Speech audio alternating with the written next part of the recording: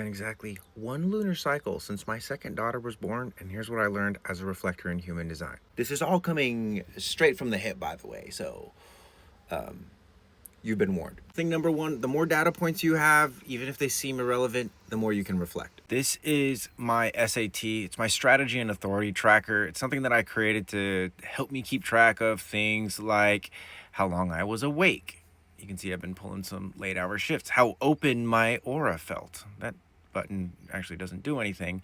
Who I talked to, activities that I did, places that I was in, and of course the current transits, along with, yep, a bunch of writing and stuff like that.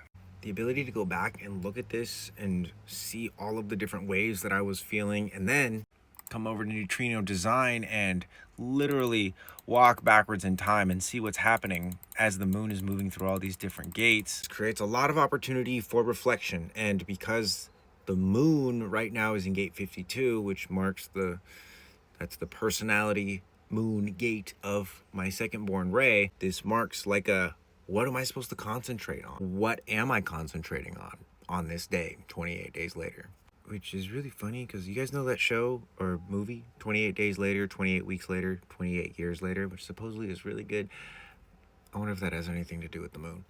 Anyway, thing number two. As fun as all of this stuff is, it does not replace physical resilience. Intelligence and emotional resilience does not replace physical resilience. What I mean by that is when there's emotional turmoil in the family, like when I'm trying to get both my daughters to like enjoy being around each other, or primarily the one that like sort of has her own emotions right now that are like blooming as a 2.5-year-old. If my nervous system is gripping, if my forehead is, if my hands are gripping or my toes are gripping, no amount of mental fortitude or emotional intelligence is going to help me survive the situation in like a healthy way. It really, like, maybe I should choose my words more carefully. I might survive, but I won't necessarily be as open as I want to be when I'm with my family, even if they're going through it. A really wise man told me once, a lot of men know how to preserve life, but not a lot of men know how to give life.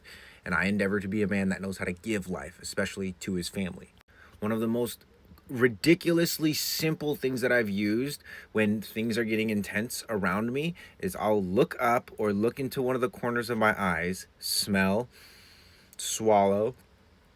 Sometimes I'll turn my head and then blow this cool stream of air like I'm blowing a hot cup of soup or birthday candles.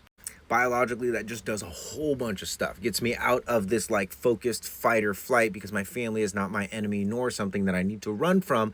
Helps me to relax a little bit so that I at least can be the chillest nervous system in the room. I learned all this stuff from my buddy Pasha, by the way, and if you want to learn this stuff, come check out the archive. And last thing, numero 3, raising children as a non-sacral being sucks if you don't have good sacral energy around you. Now, me and my partner's composite is, I'll show you.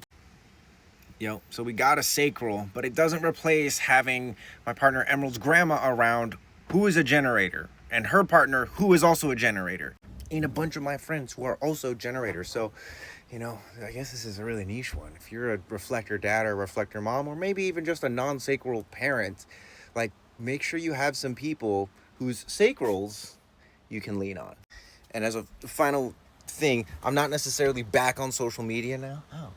That 28 days are up. I still got a lot of work to do, but I did want to kind of like put out a very raw reflection from my 28 days of now being a double dad. Thanks. Bye.